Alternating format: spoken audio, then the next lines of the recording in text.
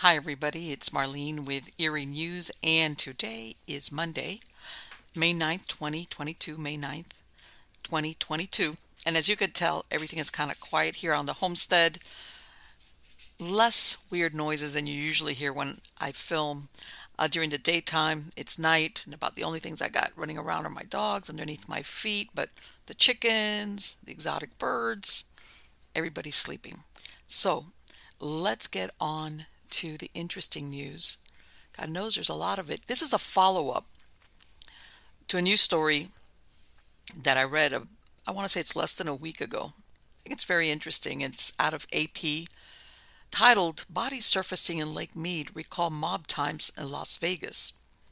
Las Vegas is being flooded with lore about organized crime after a second set of human remains emerged within a week from the depths of a drought-stricken Colorado River reservoir, just a 30-minute drive from the notoriously mob-founded strip. There's no telling what we'll find in Lake Mead, former Las Vegas Mayor Oscar Goodman said Monday. It is not a bad place to dump a body. Goodman, as a lawyer, represented mob figures including the ill-fated Anthony Tony the Ant Spilotro before serving 3 terms as a martini-toting mayor, making public appearances with a showgirl on each arm. He declined to name names about who might turn up in the vast reservoir formed by Hoover Dam between Nevada and Arizona. I'm relatively sure it was not Jimmy Hoffa, he laughed. But he added that a lot of his former clients seem interested in climate control. Mobs speak for keeping the lake level up and bodies down in their watery graves. Instead, the world now has climate change, and the surface of Lake Mead has dropped more than 170 feet since 1983. The lake that slakes the thirst of 40 million people in cities, farms, and tribes across 7 southwestern states is down to about 30% of capacity. If the lake goes down much further, it's very possible we're going to have some very interesting things surface, observed Michael Green, a University of Nevada, Las Vegas history professor whose father dealt blackjack for decades at casinos including the Stardust and the Showboat. I wouldn't bet the mortgage that we're going to solve who killed Bugsy Siegel, Green said, referring to the infamous gangster who opened the Flamingo in 1944 on what would become the Strip. Siegel was shot dead in 1947 in Beverly Hills, California. His assassin has never been identified. But I would be willing to bet there are going to be a few more bodies, Green said. First, the dropping lake level exposed Las Vegas' uppermost drinking water intake on April 25th, forcing the Regional Water Authority to switch to a deep lake intake it completed in 2020 to continue to supply casinos, suburbs, and 2.4 million residents and 40 million tourists per year. And you know what? You know how you always heard about these the organized, they give you a trip to the desert, I guess it wasn't a trip to the desert, it was more like a trip to the lake. Yep. And all right, here we go. The following weekend, boaters spotted the decomposed body of a man in a rusted barrel stuck in the mud of newly exposed shoreline. The corpse has not been identified, but Las Vegas police say he had been shot, probably between the mid-1970s and the early 1980s. According to the shoes found with him, the death is being investigated as a homicide. A few days later, a second barrel was found by a KLAS TV news crew. Not far from the first, it was empty. On Saturday, 2 sisters from suburban Henderson who were paddleboarding on the lake near a former marina resort noticed bones on a newly surfaced sandbar. Those are the ones that were in the empty barrel. That's just me putting in my 2 cents worth. Lindsay Melvin, who took photos of their find, said they thought at first it was a skeleton of a bighorn sheep native to the region. A closer look revealed a human jaw with teeth. They called park rangers, and the National Park Service confirmed in a statement that the bones were human. There was no immediate evidence of foul play, Las Vegas police said Monday, and they are not investigating. A homicide probe would be opened if the Clark County coroner determined the death was suspicious, the department said in a statement. More bodies will be discovered, predicted Jeff Schumacher, vice president of the Mob Museum, a renovated historic downtown Las Vegas post office and federal building that opened in 2012 as the National Museum of Organized Crime and Law Enforcement. I think a lot of these individuals will likely have been drowning victims, Schumacher said, referring to boaters and swimmers who've never been found. But a barrel has a signature of a mob hit. Stuffing a body in a barrel, sometimes they would dump it in the water. He and Green both cited the death of John Handsome Johnny Roselli, a mid-1950 Las Vegas mobster who disappeared in 1976, a few days before his body was found in a 55-gallon steel drum floating off the coast of Miami. David Kohlmeyer, a former police officer who now co-hosts a Las Vegas podcast and fledgling TV show called The Problem Solver Show, said Monday that after offering a $5,000 reward last week for qualified divers to find barrels in the lake, he heard from people in San Diego and Florida willing to try. But National Park Service officials said that's not allowed, and that there are hundreds of barrels in the depths, some dating to the construction of Hoover Dam in the 1930s. Kohlmeyer said he also heard from families of missing people and about cases like a man suspected of killing his mother and brother in 1987, a hotel employee who disappeared in 1992, and a father from Utah who vanished in the 1980s. You'll probably find remains all through Lake Mead, Kohlmeyer said, including Native Americans who were the area's earliest inhabitants. Green said the discoveries have people talking not only about mob hits, but about bringing relief and closure to grieving families, not to mention the ever-growing white mineral markings on steep lake walls showing where water used to be. People will talk about this for the right reasons and the wrong reasons, the professor said. They're going to think we're going to solve every mob murder. In fact, we may see some, but it's also worth remembering that the mob did not like murders to take place in the Las Vegas area because they did not like bad publicity going out under the Las Vegas dateline. The right reason, Green said, is the visible evidence that the West has a serious water problem. The bathtub ring around the lake is big and getting bigger, he said. Whatever story emerges about the body in the barrel, Goodman predicted it will add to the lore of a city that, with lake water, sprouted from a creosote bush-covered desert to become a marquee gambling mecca. When I was the mayor, every time I went to a groundbreaking, I began to shake for fear that somebody I may have run into over the years will be uncovered, he said. We have a very interesting background, Goodman said. It certainly adds to the mystique of Las Vegas. You know, I hope those teeth that those paddle boarders found, at least, I mean, if they're not going to investigate as a homicide, at least that they take a dental imprint, or even down the road, they can pull DNA out of it, because, like they said, not everybody that's going to be in there is going to be, okay, a mob kill, but what if it's somebody that was killed but not by the mob? What if it's somebody that drowned? Like they said, closure for some of these families. It'd be interesting.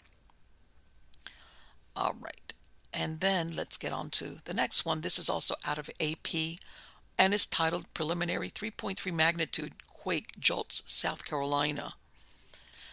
A relatively rare East Coast earthquake centered just northeast of South Carolina's capital city jolted large numbers of state residents awake early Monday, rocking the southern state at a preliminary 3.3 magnitude, authorities said. There were no immediate reports of any damage or injuries, although more than 4,000 people contacted the U.S. Geological Survey to report what they felt.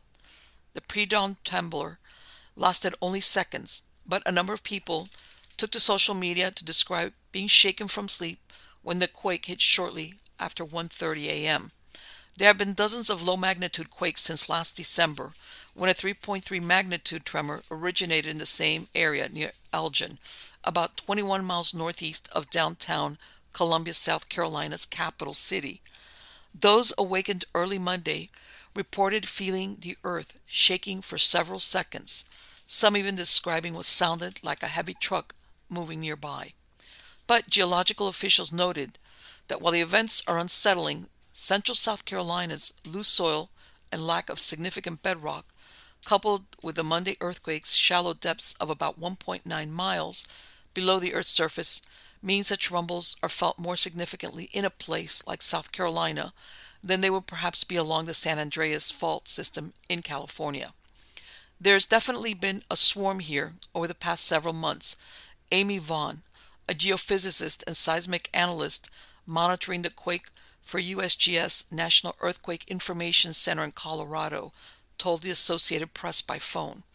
This is not an area that is capable of producing what we would consider a big one, of much larger magnitudes. A 3.3 is a larger deal when it occurs somewhere like South Carolina. Noting that the 3.3 magnitude is an early assessment and could change, Vaughn added that reports had been pouring into the 24-hour Quake Monitoring Center. I have not heard of any damage reports so far, but have had over 1,000 reports, she said. Still, she called it alarming for sure, and said some lesser aftershocks were possible in coming days or weeks. She noted there were quakes of a preliminary 2.0 or higher in April and March, and others going back little more than 4 months in the region, and a 3.3 quake last December. South Carolina typically averages 20 earthquakes a year, according to the South Carolina Emergency Management Division. Elgin is a large fault system that extends from Georgia through the Carolinas and into Virginia. Last year, the area near Jenkinsville, about 40 miles west of this group of tremors, registered 6 small earthquakes in over a week. According to emergency management officials, about 70% of South Carolina earthquakes are located in the Middleton Place Somerville seismic zone, about 12.4 miles northwest of Charleston. In 1886, that historic coastal city was home to the largest recorded earthquake in the history of the southeastern United States, according to seismic officials. The quake, thought to have had a magnitude of at least 7, left dozens of people dead and destroyed hundreds of buildings. That event was preceded by a series of smaller tremors over several days, although it was not known that the foreshocks were necessarily leading up to something more catastrophic until after the major quake. Interesting. And the following story, this is out of the Los Angeles Times, titled "Exorcism is Something We Can't Quite Quit." As a thriller writer, and this is, by the way, this is an opinion piece. As a thriller writer, I'm never certain where my research will take me, and often it takes me to very dark places. Demonic possession, for example. Possession is now recognized in the American Psychiatric Association's Diagnostic and Statistical Manual of Mental Disorders. By the way, when I read this, I was flabbergasted. The DSM usually is the rule book of how to diagnose somebody with some type of mental illness, behavior disorder, and there's certain things that have to line up, and I never thought that possession would be in there, but that's just my opinion. I have on my desk a letter from an exorcism team at a Southern California Catholic church telling me that more people of goodwill have been experiencing various forms of spiritual attack since the onset of the pandemic, and that the team is overwhelmed with its current workload. M. Scott Peck, the well-known psychiatrist who wrote about spiritual development in The Road Less Traveled, treated 2 patients he diagnosed as possessed and helped do exorcisms on both of them. He admitted he went from being a complete non-believer to a complete believer in the demonic ability to possess. A recent Vatican-sponsored exorcism conference in Rome was attended by 250 priests from 51 countries. The tools of the trade in Catholicism are simple: a purple stole, a crucifix, holy water, a copy of exorcisms and related supplications. Most Catholic exorcisms these days take place in a church office with the possessed sitting in a chair. Modern medical practice agreed that physical well-being and mental well-being are intertwined with spirituality. There are countless examples of this. Somatization disorder is defined as recurrent and multiple medical symptoms, generally with no discernible organic cause. The symptoms are physical, mental, and spiritual. A fear/survival response to emotion physiology. Integrative medicine is the combination of treating mind, body, and spirit. An alternative to traditional psychiatry, psychoneurology bridges ancient wisdom with leading-edge technology to pioneer an entirely new paradigm in healing and wellness, according to its accreditation board. Exorcism flows quite naturally into such practices. It's no wonder a recent poll shows that nearly half of the people in the U.S. believe demons exist. The 1973 movie The Exorcist, based on William Peter Blatty's novel, fictionalized the real-life exorcism of a 14-year-old boy. The final exorcism was done by Jesuit priest in 1949 at Alexian Brothers Hospital in St. Louis. Afterward, the room was sealed up. The boy got married, had a family, and a long career. He died in 2020, having never spoken publicly about what happened. Exorcisms were secretive then, hidden, denied. But today, exorcism is mainstream. Catholic exorcist Father Vincent Lampert, an Indiana priest, is on YouTube. So is Monsignor and licensed psychologist Stephen J. Rossetti, Diary of an American Exorcist, author of Diary of an American Exorcist, among others. Some priests conduct exorcisms by cell phone. The Archdiocese of Washington's website includes a request an exorcism form. In January 2014, the Indianapolis Star broke the story of mysterious events that played out in 2011 in Gary, Indiana. LaToya Ammons, her mother Rose Campbell, her daughter, and 2 sons moved into a rental house, and within a month, trouble started. Swarms of black flies, a shadowy man in the living room, footsteps climbing the stairs when no one was there. Ammons' 12-year-old daughter reported feeling held down and choked. She heard voices saying that her family would die. Ammons' youngest son was propelled out of the bathroom as if he had been thrown. He growled and thrashed. Ammons could find no help. When one episode sent the family to the ER, the Department of Child Services was called. The children were found to be healthy. A hospital psychiatrist determined Ammons to be of sound mind, but a Department of Child Services caseworker and a hospital nurse reported that Ammons' 9-year-old son walked backward up the wall in a hospital exam room. The caseworker told the police that she believed there could be an evil influence affecting the family. Ultimately, LaToya Ammons would lose custody of her children for 6 months. But once the Reverend Michael Maginot, a Catholic priest, performed 3 exorcisms for the family, the events stopped. The exorcists are the skeptics now. Baffled and frustrated psychiatrists have turned to exorcists seeking help for patients whose torment does not follow the path of schizophrenia or delusional disassociation and does not respond to treatment. Discernment, the exorcist's art of getting to the source of the trouble, relies on science. Psychiatric evaluations, physical evaluations, exorcism triage. For many, a simpler ritual deliverance rather than a formal exorcism is prescribed. For others, the prescription isn't casting out demons, but seeking psychiatric help. The Catholic Church doesn't release statistics about exorcisms, but according to a study of exorcism notes and data kept over 10 years by a priest in Italy, sociologists Giuseppe Jordan and Adam Posamai calculated that only 5% of those who sought help were found to be possessed. The average victim was male, highly educated, 40 to 50 years old, and successful professionally and financially.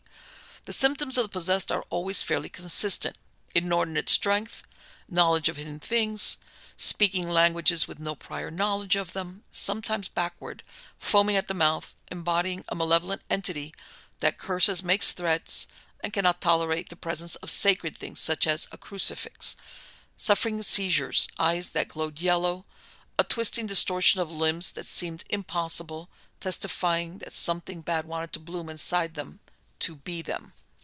Giordano and Posamai believe we are in an innovative era that offers a fresh look at a phenomena that intertwines the magical, the religious, and the rational.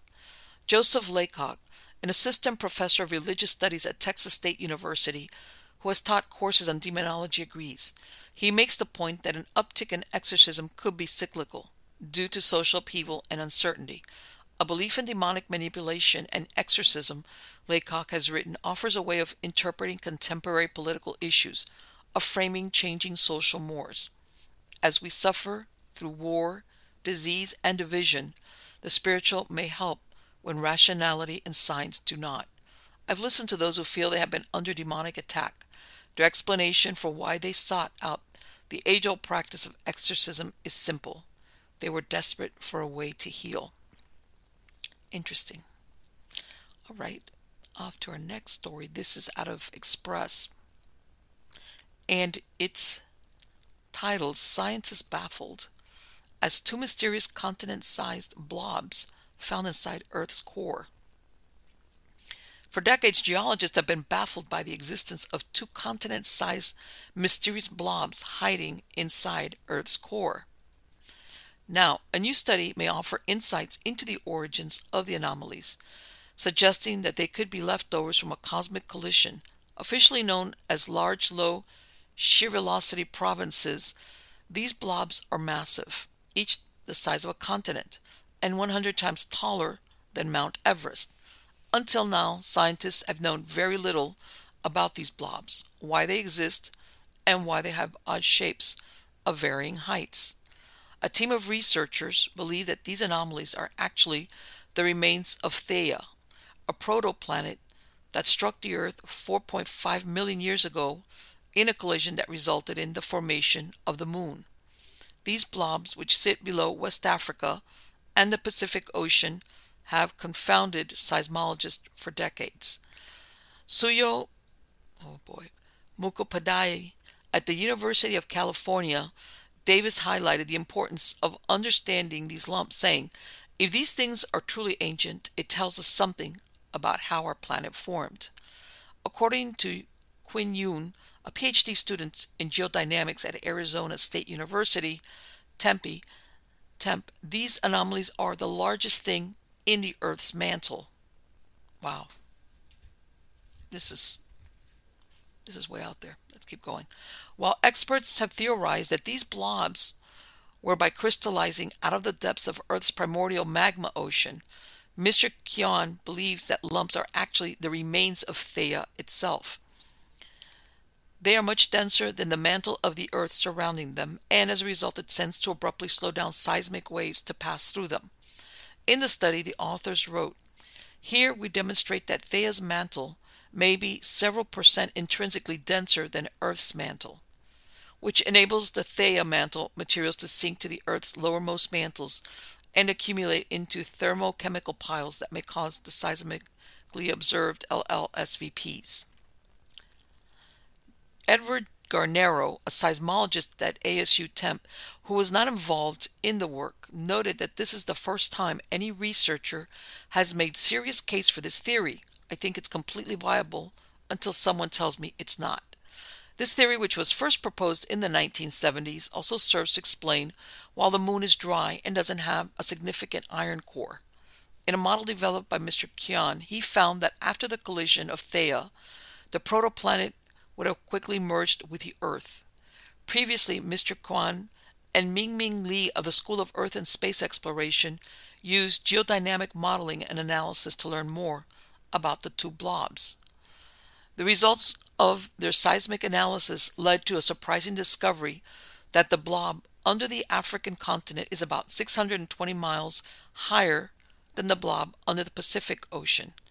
According to Mr. Kyan and Mr. Li, the best explanation for the vast height difference between the two is that the blob under the African continent is less dense and therefore less stable than the one under the Pacific Ocean. Let me tell you, I'm just thinking about that. This was a movie, I think it came out in the 60s, Journey to the Center of the Earth. And, you hear about even UFOs and so much, besides underwater UFOs, even stuff that, and that idea of that you've got basically something, I don't know if it was a planet or what it was there that hits Earth and just, goes into the inner core of the Earth. That's way out there. Okay, next article is out of Newsweek, and it's titled "Skinwalker Ranch, the UFO hotspot in Utah that has men obsessed." Skinwalker Ranch is a 512-acre property tucked away in the northeast corner of Utah that apparently UFOs and the men studying them just can't get enough of. In the 1960s and 70s, there was a flurry of UFO sightings in the Utah Basin. Then in the mid-90s, stories about Skinwalker and strange goings-on at the ranch started to emerge. The stories range from cattle mutilations to UFOs. Skinwalker Ranch is the most scientifically studied paranormal hotspot on the planet, with the highest frequency of documented UFO sightings, bizarre cattle mutilations, electromagnetic anomalies, and unexplained phenomena. Brandon Fugel, who bought the ranch in 2016, told Newsweek. Fugel, a real estate tycoon, initially bought the property through a shell company wanting to keep his identity secret. I acquired the property from billionaire Robert Bigelow for the purpose of conducting scientific research to determine if there was any validity to the extraordinary claims of paranormal activity, he said. Although I acquired the ranch as a skeptic, I eventually had my own undeniable close encounter, a UFO sighting in broad daylight with multiple witnesses. Skeptics of Skinwalker Ranch are many. One of the most prominent, Robert Schaefer, previously pointed out that the claims of paranormal activity began just before a family that owned the ranch was preparing to sell it to Bigelow, the founder of the National Institute of Discovery Sciences, a privately financed research organization that disbanded in 2004. Bigelow had bought it to investigate UFO sightings at the ranch through NIDSI, but after a decade of observations, the team gave up the ghost. The name Skinwalker comes from the Navajo tribe, describing a type of shaman that practices bad or black magic. The ranch has captured popular imagination. The History Channel is about to air its third season of a series about the paranormal activity at the ranch. Asked whether he purchased Skinwalker Ranch to make money off the paranormal claims, Fugel says no. I've yet to put a penny in my pocket personally regarding this endeavor, he said. In addition, I never intended to reveal my identity as the owner, requiring strict confidentiality agreements and liability waivers. I kept my identity as the owner secret until being persuaded to go public in connection with the History Channel's docuseries and our ongoing investigation. The idea of UFO sightings was largely seen as quackery for decades. People who claimed to have had encounters with them were often dismissed and ridiculed. This has slowly started to shift, however, with the release of Pentagon documents about UFO sightings that show there was an effort to keep track and record unexplained events. UFO, unidentified flying object, does not mean aliens. The U.S. government also set up the Unidentified Aerial Phenomenon UAP Task Force in 2020 as part of the Office of Naval Intelligence to standardize and collect information about UAP sightings. It said the task force would be examining unauthorized aircraft where the observer cannot immediately identify what he or she is observing. The Department of Defense established the UAPTF to improve its understanding of and gain insight into the nature and origins of UAPs. It said the mission of the task force is to detect, analyze, and catalog UAPs that could potentially pose a threat to U.S. national security. In June 2021, NASA Chief Bill Nelson told CNN he did not think UFO sightings were a case of optical illusions. He said that while he does not think UFOs are aliens visiting Earth, I think I would know, the sightings reported by Navy pilots are a mystery. We don't know if it's extraterrestrial. We don't know if it's an enemy. We don't know if it's an optical phenomenon, Nelson said. We don't think it's an optical phenomenon because of the characteristics that those Navy jet pilots describe. And so the bottom line is, we want to know. Greg Ighigian, professor of history at Penn State University, studies the history of UFO sightings and claims of alien contact. For a long time now, most people have been aware that UFOs carry in tow with them a legacy of speculations bordering on the fantastic, the incredible. So when someone says they saw a UFO, it seems, to many at least, to imply that the witness must also be buying into all those speculations, no matter how outlandish they might be. Thus, a leap in thinking, an assumption, is often made, attributing all sorts of unconventional beliefs to witnesses, even if they themselves don't share those views. Ighigian says scientists are trained to be skeptical about speculative theories and the reliability of human judgment. They tend to believe knowledge occurs incrementally. By and large, scientists believe that time needs to be taken to investigate claims, to not get caught up in fads and hype and to let the data speak for itself over time. He said, as a result, scientific research into UFOs is something of a non-starter. Academic surveys about the people who see UFO sightings have been carried out, however. From the 70s and 80s, a picture started to emerge. People who said they had seen UFOs tended to have had a higher education, were white, male, and middle class, a group that has also historically dominated UFO organizations, Egigian said. Studies conducted since around 1970 have tended to show that many of those who express a desire and willingness to believe have intersecting interests in other paranormal phenomena and or in alternative religious experiences, he said. This seems to indicate an openness on their part to the unconventional. On the other side of things, skeptics have historically been seen social and political dangers in embracing what they see as baseless superstitious beliefs. Particularly during the Cold War, skeptics often made the argument that Nazi Germany and Stalinist Russia were arresting examples of what could happen when people blindly accepted extravagant claims uncritically. The latest season on Skinwalker Ranch sees investigators examine anomalies in the sky about a mile above the Triangle area. The team invites former members of the U.S. military connected to the Tic Tac UAP, and they simulate a phenomenon so it appears above the ranch. Travis Taylor, the scientist involved in the secret of Skinwalker Ranch, told Newsweek he got involved in the program through mutual connections with Fugel.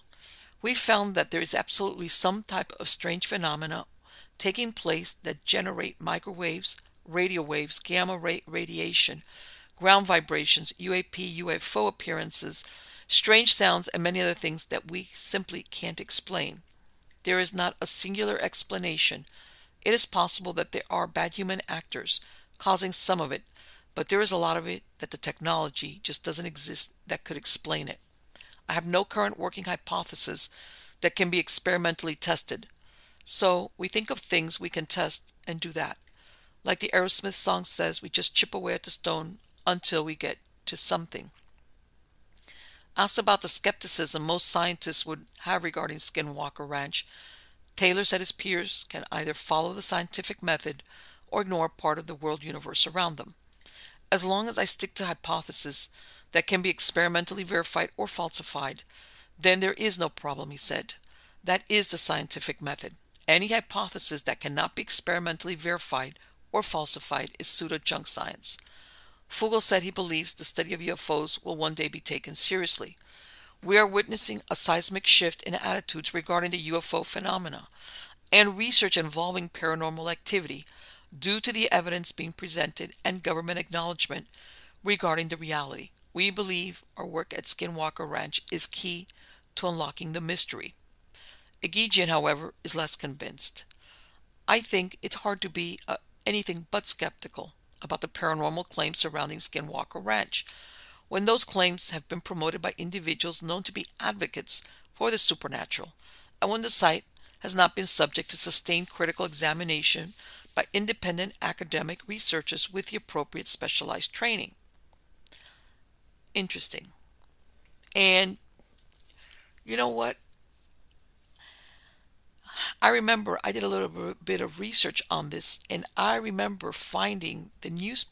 There was a high school teacher out there back in the 50s and 60s, I think, who I think he taught in the local high school, and a couple of times he observed stuff, and they wrote up about him like little articles in the local newspaper.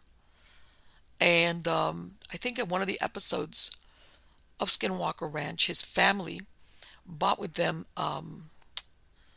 He had basically what he was doing way before any of this was going on, is he was interviewing people that had some type of sighting, and he would write down. They bought like a notebook with all this little information. He just basically was great. He cataloged these interviews with different people, what they saw, if they had any drawings, what they said, who was there. It's incredible. And my point being that this gentleman was a science teacher and he lived in the area. He was doing this long before any of this happened, that the Skinwalker Ranch was bought in the 90s and now with this. So whether all these other things that go on there, but that there have been some type of UFO sightings there for a long time, I absolutely believe that. So anyway, guys, until next time, I will be seeing you soon with more interesting and unexplained news. Till then, take care.